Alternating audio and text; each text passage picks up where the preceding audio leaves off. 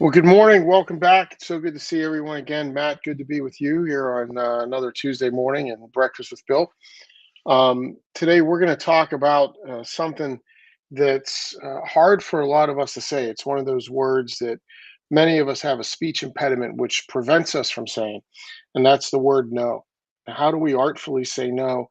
Not just literally, how do we say no to certain things, but how do we figuratively prioritize and understand the right activities we need to exercise, we need to complete so that we can have clarity in all of our interactions and communications and be able to execute with effectiveness. And Matt, this is a topic that I think is near and dear to your heart because although I struggle to say no and I don't know if I've ever actually said no, you say it with great ease and have no difficulty. Yep, and I have no problem saying it for you, or That's on right. behalf of you. But it seems counterintuitive, I think, in both realms, whether we look at the salesperson and the art of saying no to a prospect, because there are opportunities where we should say no. And then I think also as a leader or internally, it's very difficult to say no because we want to be part of the team. If we're a leader, we can always do it better or quicker or faster, and we could just get it done and we can just move on. So I think the ability to, as you said, Bill, it's not just about saying no, it's about finding opportunities to say no, but more importantly, grow the people around you. Maybe delegate a task, build a process that we're not just throwing a responsibility to the side and not doing it, but it's tasking someone, it's teaching someone, and the power of being able to do that.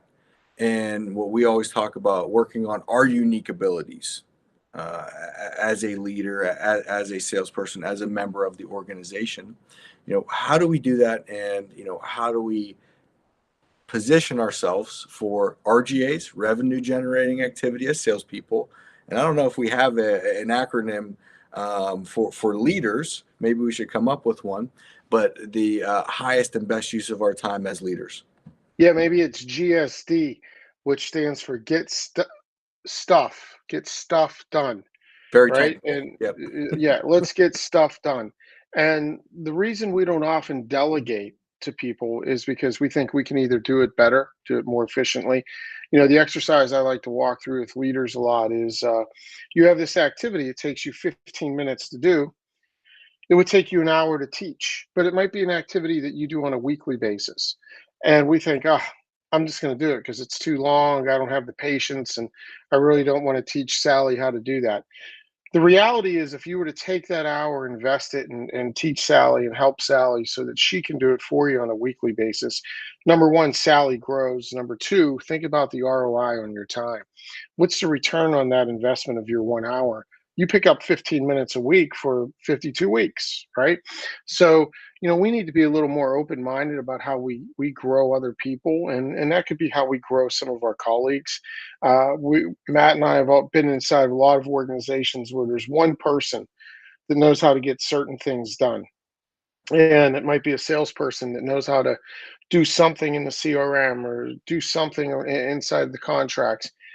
And they have to be involved in every one. And rather than teach people and scale that skill, they hold it, they keep it. And sometimes the organization then becomes comfortable with that.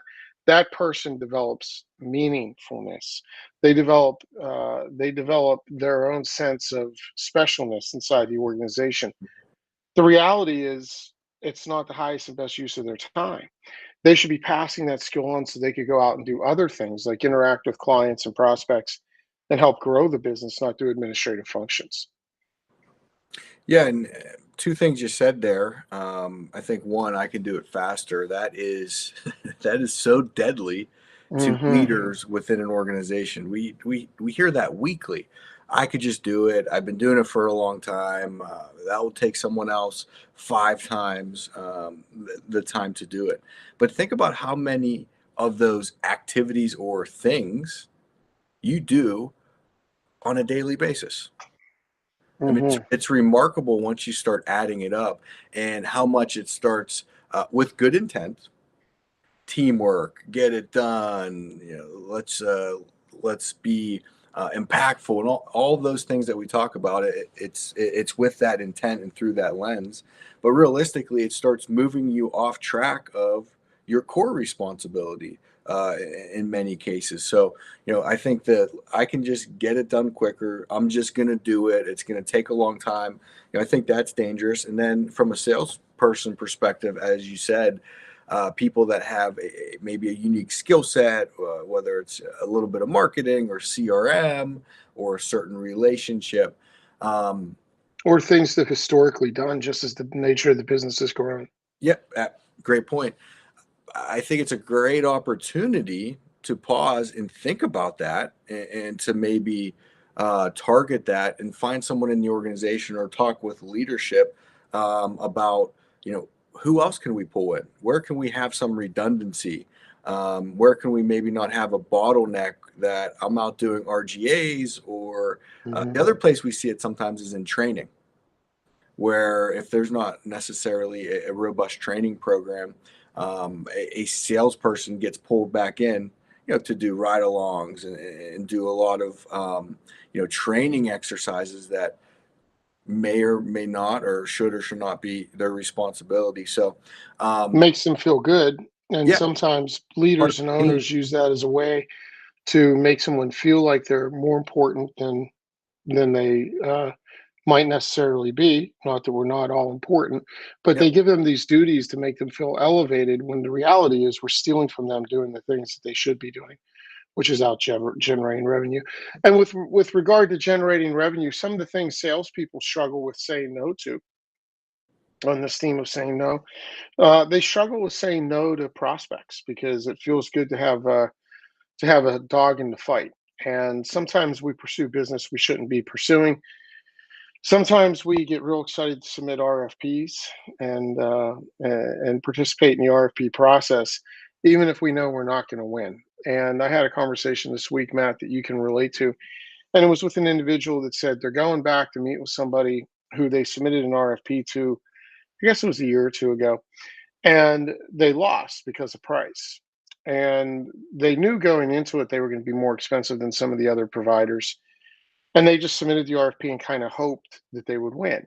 And now they're being called back because the lower cost providers didn't perform the way they needed to, the way the business needed them to. And they said they're going back through this exercise, but they're still not sure this company sees the value in paying more for them. And they asked me, they said, well, what can we do about that?